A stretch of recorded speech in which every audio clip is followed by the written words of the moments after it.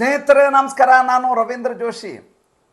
ನನಗೆ ಅಚ್ಚರಿಯಾಗಿದ್ದು ಮತ್ತು ನಗು ಬಂದದ್ದು ಏನಂದರೆ, ಈ ಕನಕಪುರದ ಬಂಡೆ ಏನಿದೆಯಲ್ಲ, DK ಶಿವಕುಮಾರ್ ಇವರನ್ನು ಹಿಮಾಚಲ ಪ್ರದೇಶದ ಬೆಂಕಿಯನ್ನು ಆರಿಸಲಿಕ್ಕೆ ಕಳಿಸಿರುವಂಥದ್ದು.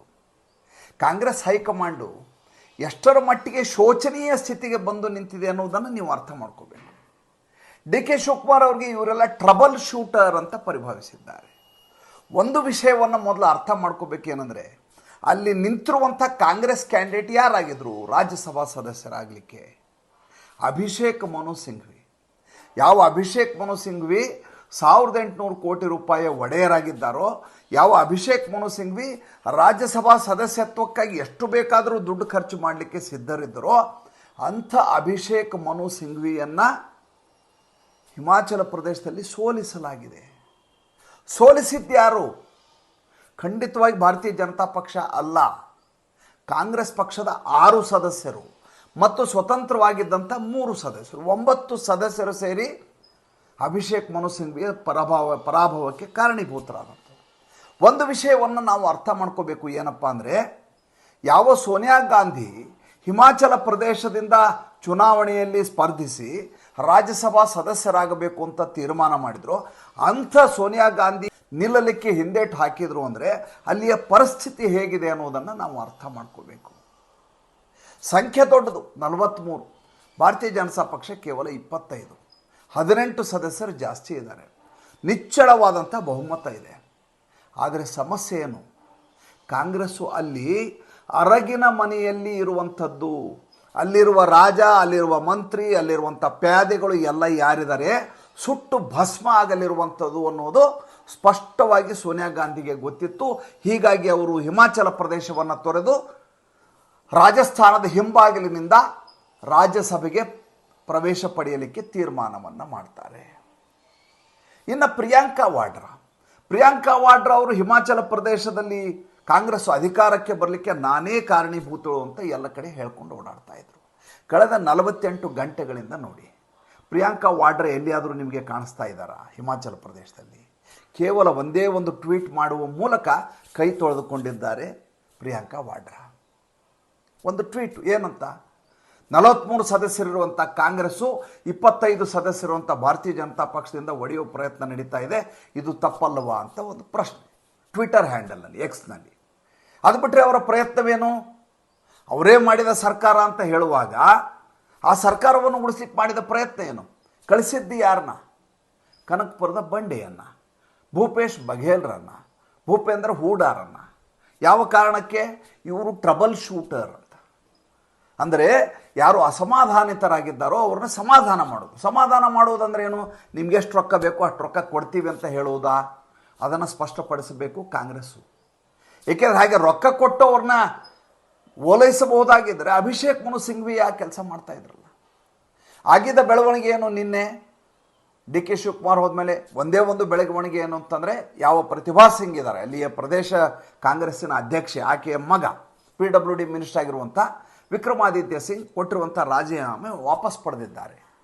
ಅದರರ್ಥ ಹಾಗಾದರೆ ಇಡೀ ಸಮಸ್ಯೆ ಬಗೆಹರಿಯುತ್ತಾ? ಖಂಡಿತವಾಗಿ ಬಗೆಹರಿದಿಲ್ಲ.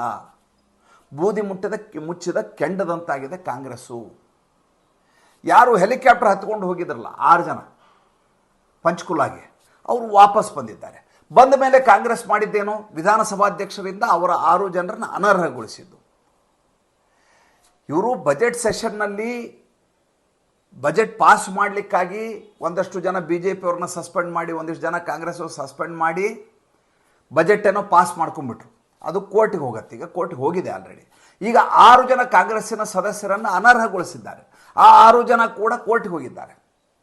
ಹೋದ ಸಂದರ್ಭದಲ್ಲಿ ಈ ಸಂಘರ್ಷ ಏನಿದೆ ಮತ್ತು ಈ ದ್ವೇಷಮಯ ವಾತಾವರಣ ಏನಿದೆ, ಈ ಉದ್ವಿಗ್ನತೆ ಏನಿದೆ, ಈ ಅಸಮಾಧಾನ ಏನಿದೆ, ಅಸಹಿಷ್ಣುತೆ ಏನಿದೆ, ಇದು ಶಮನ ಆಗಲಿಕ್ಕೆ ಸಾಧ್ಯವಾ?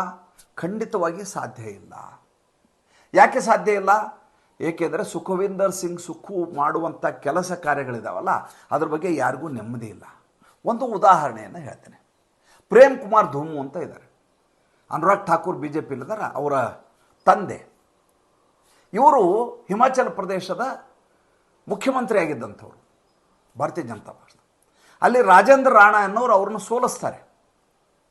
ಪ್ರೇಮ್ ಕುಮಾರ್ ಅವ್ರನ್ನ ಸೋಲಿಸ್ತಾರೆ. ಪ್ರೇಮ್ ಕುಮಾರ್ ಧೂಮಲ್ ಅಂತ ಹೇಳೋರು, ಅವ್ರನ್ನ ರಾಜೇಂದ್ರ ರಾಣಾ ಸೋಲಿಸ್ತಾರೆ.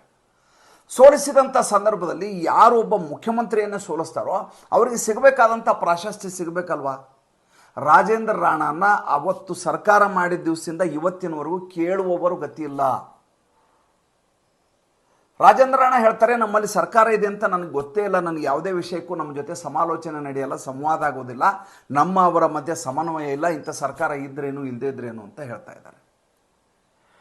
ಇನ್ನು ವಿಕ್ರಮಾದಿತ್ಯ ಸಿಂಗ್ ಏನಿದಾರಲ್ಲ, ಪ್ರತಿಭಾ ಸಿಂಗ್ ಅವರ ಮಗ, ಅವ್ರದ್ದು ಒಂದು ಬೇಡಿಕೆ ಇತ್ತು. ಏನು? ನಮ್ಮ ತಂದೆ ಕಾಂಗ್ರೆಸ್ಗೋಸ್ಕರ ಬೇಕಾದಷ್ಟು ಕೆಲಸ ಮಾಡಿದ್ದಾರೆ, ಹಿಮಾಚಲ ಪ್ರದೇಶ ಈ ಮಟ್ಟಿಗೆ ಏಳಿಗೆ ಆಗಲಿಕ್ಕೆ ನಮ್ಮ ತಂದೆ ಕೊಡುಗೆ ಇದೆ, ಅವ್ರನ್ನ ಫೋಟೋಗಳನ್ನು ಬಳಸ್ಕೊಂಡು ನೀವು ಚುನಾವಣೆ ಮಾಡಿದ್ದೀರಿ, ಅವ್ರದ್ದೊಂದು ಪುತ್ಥಳಿಯನ್ನು ನಿರ್ಮಿಸಿ ಅಂತ ನಾನು ಅವತ್ತಿಂದ ಕೇಳ್ತಾ ಇದ್ದೀನಿ. ನನ್ನ ಮಾತಿಗೆ ಮನ್ನಣೆಯನ್ನೇ ಕೊಡ್ತಾ ಇಲ್ಲ ಸರ್ಕಾರ. ನೋಡಿ ಎಂಥ ಸಣ್ಣ ಸಣ್ಣ ಬೇಡಿಕೆಗಳಿದ್ದಾವೆ, ಇದರ ಕೂಡ ಸ್ಪಂದಿಸಲಾಗದಂಥ ಸ್ಥಿತಿಯಲ್ಲಿ ಅಲ್ಲಿಯ ಕಾಂಗ್ರೆಸ್ ಇದೆ ಮತ್ತು ಅಲ್ಲಿರುವಂಥ ಮುಖ್ಯಮಂತ್ರಿ ಇದ್ದಾರೆ ಸುಖವಿಂದರ್ ಸಿಂಗ್ ಸುಖು. ಇದಕ್ಕೆ ಹೈಕಮಾಂಡ್ ಏನು ಮಾಡಬೇಕಾಗಿತ್ತು? ಕರೆದು ಮಾತನಾಡಿಸಬೇಕಾಗಿತ್ತು. ಸಮಸ್ಯೆ ಇರೋದೇನು? ಮೊದಲನೇದಾಗಿ ರಾಹುಲ್ ಗಾಂಧಿಗೆ ಯಾವ ಕೆಲಸವನ್ನು ಯಾವ ಸಮಯದಲ್ಲಿ ಮಾಡಬೇಕು ಅನ್ನೋದು ಕಿಂಚಿತ್ತೂ ಗೊತ್ತಿಲ್ಲ. ಎರಡನೇದು, ತೆಗೆದುಕೊಳ್ಳುವ ತೀರ್ಮಾನಗಳು ಎಷ್ಟು ಇಮ್ಮೆಚ್ಯೂರ್ಡ್ ಆಗಿರ್ತವೆ ಅಂತಂದ್ರೆ ಅದನ್ನು ಕೇಳಿದವರು ನಕ್ ಬಿಡ್ತವೆ, ಅಂಥ ತೀರ್ಮಾನಗಳು ಇರ್ತವೆ. ನೋಡಿ, ಈಗ ರಾಜ್ಯಸಭಾ ಚುನಾವಣೆ ಇದೆ.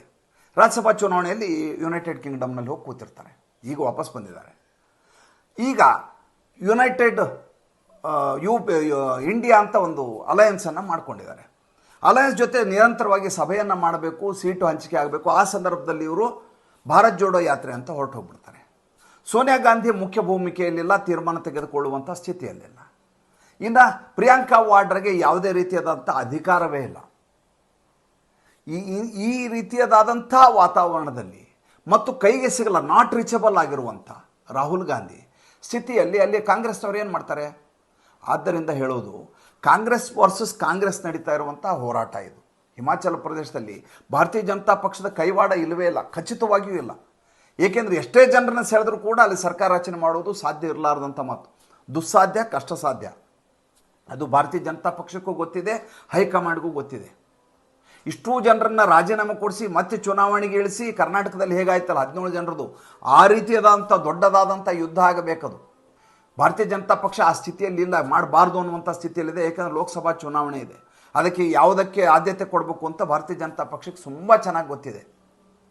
ಆದರೆ ಕಾಂಗ್ರೆಸ್ಸು ಯಾವುದನ್ನು ಸುಲಭವಾಗಿ ಶಮನ ಮಾಡಬಹುದಿತ್ತು ಅಂಥ ಸಮಸ್ಯೆಯನ್ನು ಇನ್ನಿಲ್ಲದ ಹಾಗೆ ದೊಡ್ಡದಾದಂಥ ರಾದ್ಧಾಂತವನ್ನು ಮಾಡಿಕೊಂಡು ಇರುವಂಥ 3 ರಾಜ್ಯಗಳಿಗೆ ಎಲ್ಲೆಲ್ಲಿದೆ ಸರ್ಕಾರ? ಒಂದು ತೆಲಂಗಾಣ, ಎರಡನೇದು ಕರ್ನಾಟಕ, ಮೂರನೇದು ಹಿಮಾಚಲ ಪ್ರದೇಶ. ಕರ್ನಾಟಕ ತೆಲಂಗಾಣ ಸದ್ಯಕ್ಕೆ ಶಮನ ಇರಲಾರದ ರೀತಿಯಲ್ಲಿ ಕಾಣಿಸ್ತಾ ಇದೆ. ಆದರೆ ಲೋಕಸಭಾ ಚುನಾವಣೆ ಆದಮೇಲೆ ಏನಾಗತ್ತೆ ಅಂತ, ಅಯೋಮಯವಾದಂಥ ಸ್ಥಿತಿಗೆ ಬರುತ್ತೆ ಅಂತ ಎಲ್ರಿಗೂ ಗೊತ್ತಿದೆ. ಕಾಂಗ್ರೆಸ್ನ ಸಿದ್ದರಾಮಯ್ಯ ಅವರು ಕೂಡ ಚೆನ್ನಾಗಿ ಗೊತ್ತಿದೆ. ಇದೇ ಡಿ ಕೆ ಶಿವಕುಮಾರ್ ಯಾವ ತೀರ್ಮಾನಕ್ಕೆ ಬರ್ತಾರೆ, ನಿರ್ಣಯವನ್ನು ಕೈಗೊಳ್ತಾರೆ ಅಂತ ಲೋಕಸಭಾ ಚುನಾವಣೆ ಆದಮೇಲೆ ನೀವು ನೋಡೋಣ. ಈಗಲೇ ಅದ್ರ ಬಗ್ಗೆ ಹೇಳೋದು ಬೇಡ. ಆದರೆ ಇವತ್ತು ಯಾವ ಹಿಮಾಚಲ ಪ್ರದೇಶದ ಬೆಂಕಿಯನ್ನು ಆರಿಸ್ಲಿಕ್ಕೆ ಹೋಗ್ತೀನಿ ಅಂತಾರಲ್ಲ ಡಿ ಕೆ ಶಿವಕುಮಾರ್, ಅಂಥ ಚಾಣಾಕ್ಷತೆಯನ್ನು ಮೆರೆಯುವಂಥ ಯಾವ ಸಾಧ್ಯತೆಗಳು ಇಲ್ಲ, ಅಲ್ಲಿಯ ವಾತಾವರಣವೂ ಇಲ್ಲ. ಮತ್ತೆ ಮುಂದಿನ ಸಂಚಿಕೆಯಲ್ಲಿ ಮಾತಾಡ್ತೇನೆ. ಸಂಚಿಕೆ ಇಷ್ಟ ಆಗಿದರೆ ಲೈಕ್ ಮಾಡಿ, ಫಾಲೋ ಮಾಡಿ, ಶೇರ್ ಮಾಡಿ. ನಮ್ಮ ಮುಕ್ತ ಪತ್ರಿಕೋದ್ಯಮಕ್ಕೆ ದಯವಿಟ್ಟು ಆರ್ಥಿಕವಾಗಿ ಬೆಂಗಾವಲಾಗಿ ನಮಸ್ಕಾರ.